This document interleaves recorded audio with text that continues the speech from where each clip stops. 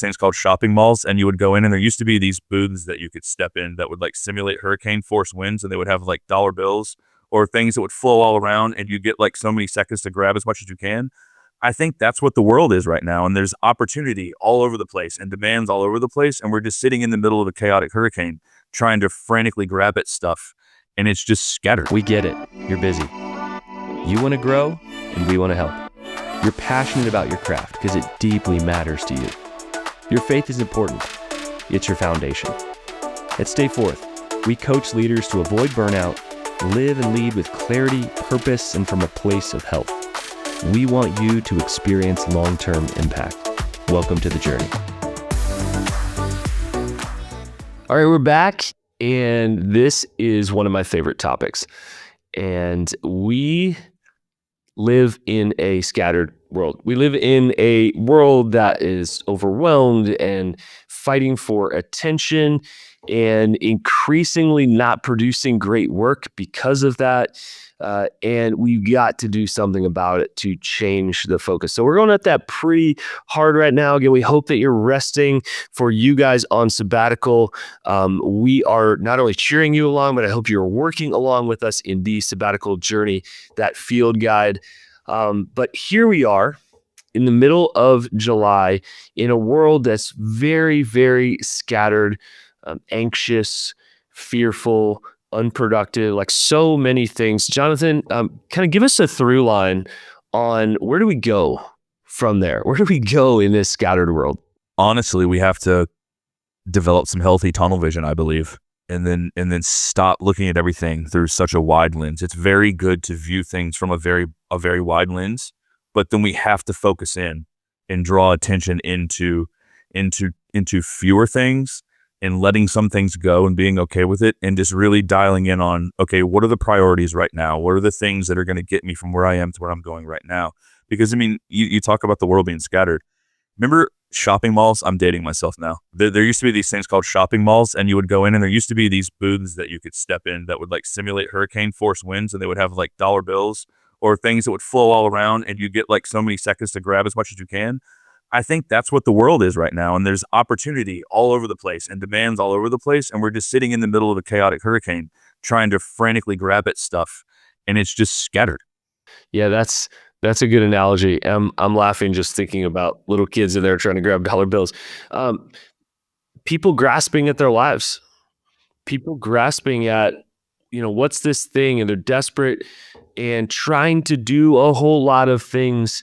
And most people, if they're honest, and a lot of people are honest with me, saying, I don't think I'm doing anything well right now. And you gotta pick. We live in this FOMO world. The fear of missing out is real. Let me just acknowledge that it is real. You hop onto social media, you see what everybody else is doing. Suddenly your vacation or your time in the backyard doesn't feel as great because you saw, somebody else that's on some ridiculous Caribbean island or whatever. But it's not just that. It's how do we organize our life for the things that we are uniquely designed for, that we have prioritized, that matter to us, because somebody else's life is none of my business. What actually matters to them? We talk a lot about effective versus efficient. My top 3 coaching conversations that I'm having with leaders and have been for the last few years. And so really what we want to highlight is that efficiency is for machines. Efficiency is when we're just thinking about tasks, but effectiveness is what we want to go at. And it always has to do with prioritization, always. And prioritization always has to do with elimination. I hate to tell you. So if you want to be effective, like do something really, really well, you want to be amazing in your craft, then you have to prioritize. In order to prioritize of just the 2 or 3 things you're going to go after, you are going to have to eliminate. And I hate that idea, but every time it works, or every time we do it, it works. Story. So I was actually sitting in the stands at a sports game recently, and I saw a friend of mine, and I came up to him. He's recently taken the jump. And if you're an entrepreneur, the jump is when you go all in on your business and you turn the side hustle into a business. It's terrifying in so many ways, terrifying, exciting, all the emotions, all the things. But the biggest thing that a leader needs to do when they take the jump is to focus and go, here are the 2 or 3 actions. They're going to drive everything else and my impact and my income so I can launch this, Cliff. And I said to him, how's it going? And he's like, man, we're doing it. It's happening. It's one of the hardest things I've ever done. I'm pushing really, really hard, but it's working because he has pushed aside everything else he can do and he's good at into the few things that create the greatest amount of energy, create the greatest amount of movement in the world, and of course, have to support his family, so create the greatest amount of income as well. And I've heard that story 10, 15, 20 different times, and I've experienced it myself to go, we got to push aside the stuff that we're good at, and the stuff doesn't even matter. Are you scrolling for hours wondering why you can't get anything done at the end of the week? Well, I think you've got your answer there. So that really is the direction we want to, head in today. Jonathan, what else? What else are you seeing out there right now? I think, as with anything, or most things, I would say, and feel free to push back on this or add to it. The difference between being everyone has pockets of being like laser focused or strategically focused. What I have noticed and what has been true in my life in the past that I have to be aware of is when something is new, when there's encouragement, when there's something new and there's passion to it, and then there's purpose tied to it, we tend to be very focused on those things. But when it starts to become real, when some of those reality checks set in and it's like, oh, the level of funness or joy to it starts to like, it's still there, but now it's like, ooh, now there's fear with it. That's when I believe we tend to shift from being okay to then we zoom out and get way too wide and then start becoming scattered and certain to grasp at things or frantically reach for stuff to try and regain that. And then we stuck and start going backwards. Absolutely. So analogy here, how many episodes, what number episode is this on our podcast? We are closing in on 600 episodes. 600. I don't even know how many. That's a lot of episodes. But most podcasts that people talk to me about, hey, I want to start a podcast, gets to 10, 20, maybe 30 episodes. And so just to dive in on that, Jonathan, why haven't we quit? We're very intentional about it. We have open communication with it. It's a lot of work, but there's shared interest, there's communication, and there's still a belief in that this is changing lives. Yeah, we've created systems around it. I'm just kind of reverse engineering. Like, it's exactly what you're talking about. We have efficiency with the systems we've put in place to allow us to be as efficient as possible with time, with recording, because we don't record within the same room. I'm 2,000 miles away from you. And so we have other technology that's in. We plan ahead. We have things that are in place to allow the machine type stuff to be efficient so that we can be effective with the heartbeat side of things, with the message, with what the world sees. We need to be as efficient as we can with the things that are below the surface of the water, those little tasks and those things, so that we can be effective with the stuff that's above the water, that what matters most to the people out in front of us. Yeah, it's like, so it starts with the why. We know that this truly matters. And then we talk about, how do we do this process?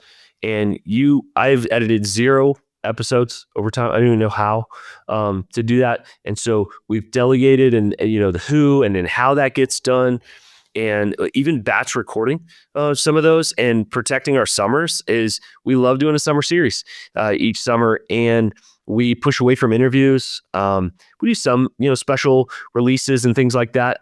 But generally, we're just saying, hey, one quality episode every single week. What would it take to be able to get there? And I do remember that point where it wasn't fun anymore.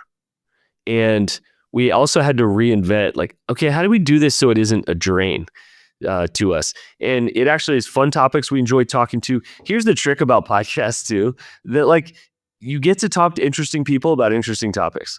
Like, if you want to interview people and get on their schedule, probably not picking their brain is going to be the best way. If you want to like interview authors, I'm looking at all these books over here, and so many of them I've interviewed these people. Get a podcast and then get several hundred episodes and just keep going, and then we'll continue to respect it. So that, I think it's just a microcosm that's helpful to go in and think through. So strategic focus, what deeply matters to you right now? And I think that phrase right now is really, really important. Like in the summer, what would move the needle for you right now? What would you thank yourself for 2 years from now that you got started now? What would you thank yourself for 6 months from now that you got started now? For me, it's the book. Thank you, past self and team, that we started this sabbatical journey and got this book, this field guide, this process, this coaching out to the world because so many people are being impacted by it right now. That would be one example. But I had to say 100 little no's to make sure that was one big yes to that. Effective, again, is about doing the right things and doing them well. Efficient, how do I do all the things? If you are asking an efficiency question, then you will eventually get overwhelmed. If you're asking an effectiveness question and you go after it well, then what happens? Your craft will be at the next level. Maybe it's 5% better, maybe it's 25% better. You will narrow. There's usually more fulfillment in that thing as well because you go, man, it feels great to add value and multiply value into the world. One of the things that is important to think through is being accessible, not available. Almost every single person that I'm coaching says, like everyone needs me all the time and my team wants this. Just because your team wants your time all the time doesn't mean they can just walk in your office and be able to get that, right? If you're the CEO, that doesn't work if you have 200 people who want to get your time all the time. So it's really important to know a prioritized leader knows who can get time with them, what their greatest contribution is, remembers their why on a constant basis. And this difference between staying accessible versus available could be pretty helpful. So let me just tease this out, Jonathan. You cannot be available to everybody else all the time.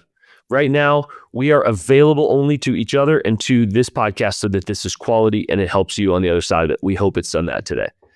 But whatever texts, whatever emails are coming in, I'll catch those actually tomorrow. I don't even have space for those today. And then I'll focus on coaching clients, and then we'll record some more content as opposed to me picking up my phone or being halfway here.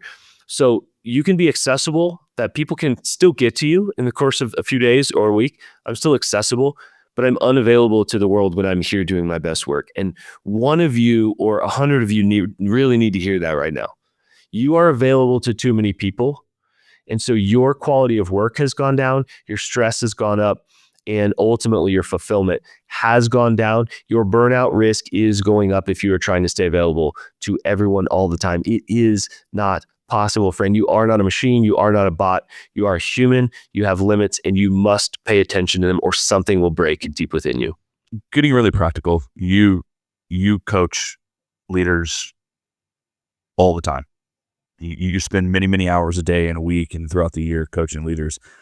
How do you guide them to bring clarity to understanding like just how scattered people are? And then how do you help them shift the needle back into identifying what strategic focus looks like for the individual, and then how to start shifting the needle? Yeah, first we have to be that individual. We have to model this. So if you're a parent, you model what healthy habits with screens looks like. You model what rest looks like. You model what you fill in the blank looks like. Same with our team. So as goes the leader, so goes the team, and so goes the organization. So first of all, to realize your team is watching you like a hawk. If you're sending off emails at 11 p.m., they think that's what it takes to succeed there. If you never take time off, they won't feel the freedom to take time off. So it's so important whether you are leading a team or a whole organization, you are setting the barometer, the temperature, the atmosphere, the environment for everybody else. So first of all, that's just the overarching. Then you go down, what are some things we need to get really clear about and stay really clear about? Number one, what matters to us as an organization? That's vision and mission. What matters to us? Not like a vision statement you wrote on the wall years ago, but like, do you know that? And are you bringing that into decisions? For us, everything revolves around H2. Are we helping leaders to get healthy and then to continue to have a higher impact? Healthy and higher impact. So those are the two things we toggle between, and we're going to continue to bring the same topics. Sorry, not sorry. If you get bored on those things, that is who we are, and that is what we're going to be going after. And that's my job to keep that in front of our team. The second one, what doesn't matter to us? What doesn't matter to us? There are some things that are curious to us, or Jonathan, you can go study different technologies, but like, we're not a technology podcast. And so we're not going to bring you all the gizmos. There's 20 things that don't matter to us. And so we're not going to give our best time and energy to them. And so again, what matters to you as an organization, what doesn't matter, the next, what matters right now? What matters right now? What are your seasonal goals? So like an example of this is we have a companion guide that is a self-paced learning journey called the Sabbatical Journey that is coming out as we head toward the fall. And we've got several cool things we're working on. Can't share them yet behind the scenes.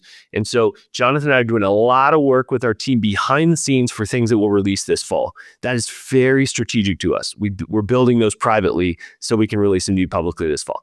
That matters a ton. Those are seasonal goals that we have that won't matter that much to us 6 months from now because we'll have checked that off the list and be doing something else. That's really, really important. The last one, what doesn't matter to you right now? And I would just call this the to-don't list. What's on your to-don't list? And so what doesn't matter to me right now is actually meeting with randos, people that email me and want to pick my brain. I just have to say, I'm sorry. Could I answer this question over email? I cannot meet with you this summer.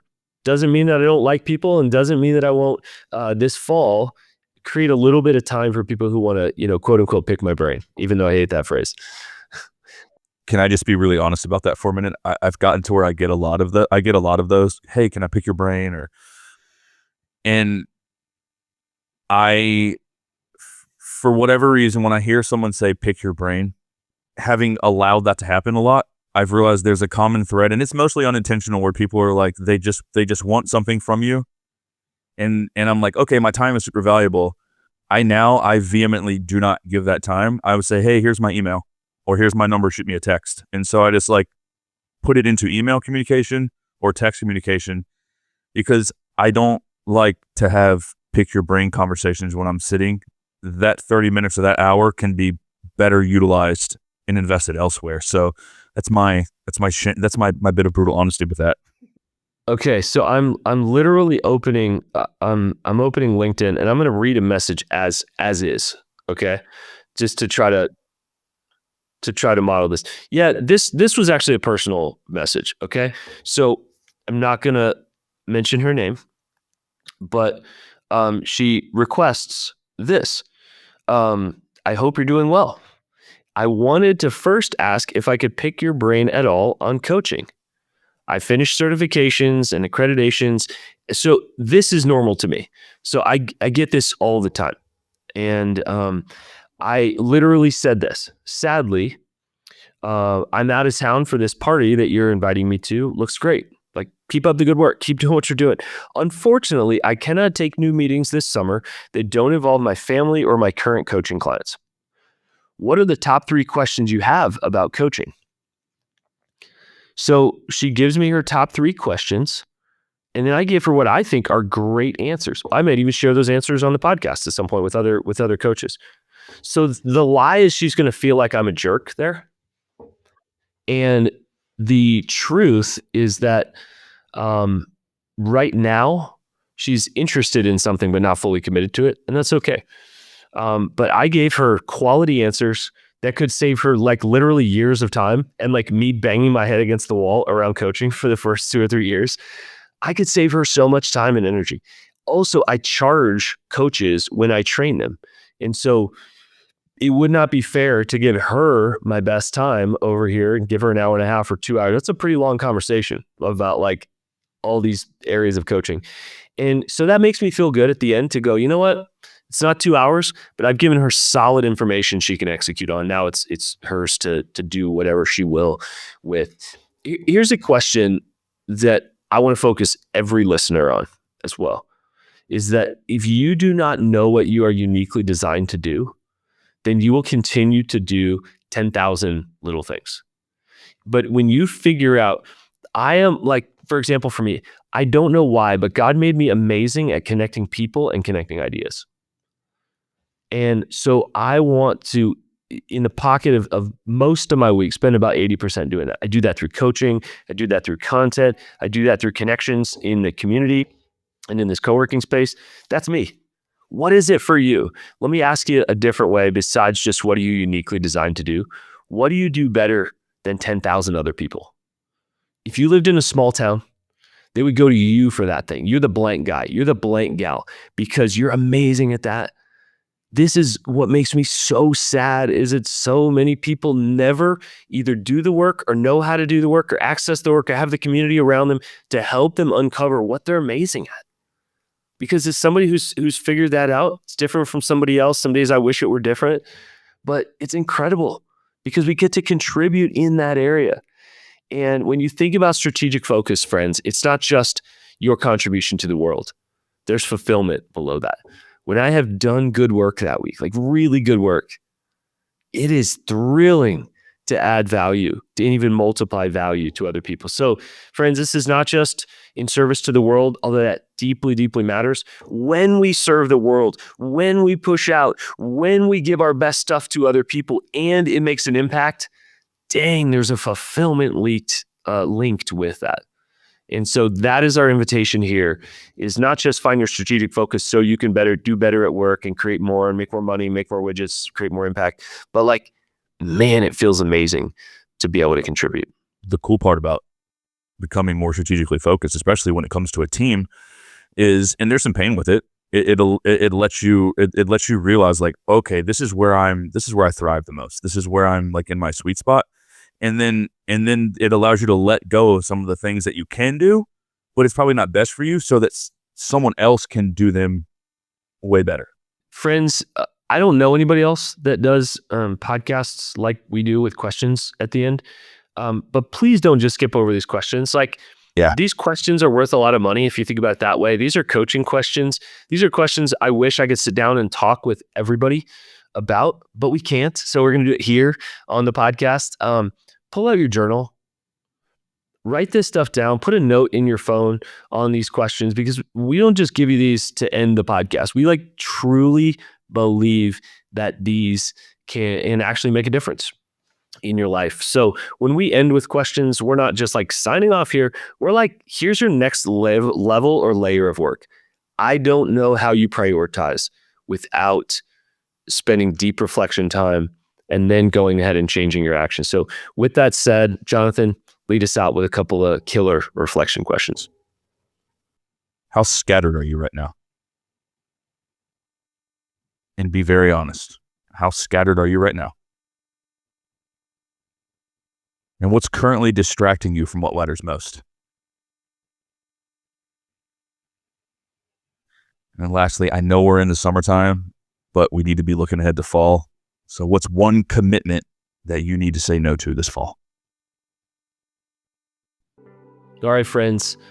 Thank you for joining us. Those who share, those who rate this, and thanks for those who have picked up the sabbatical journey, and especially those who've given it to friends. I'm hearing a lot of people say, my friend gave me this. It's been really helpful. So thanks for that. Friends, stay healthy this summer. We want you to work hard. We want you to rest hard. We want you to contribute. We want you to say 6 months from now, 12 months from now, I am becoming the kind of person, the kind of mom, the kind of dad, the kind of employee, the kind of friend, the kind of community member that I truly want to be, marked by deep health and deep impact. We want you to become an H2 leader. We'll catch you next week right here back on the podcast.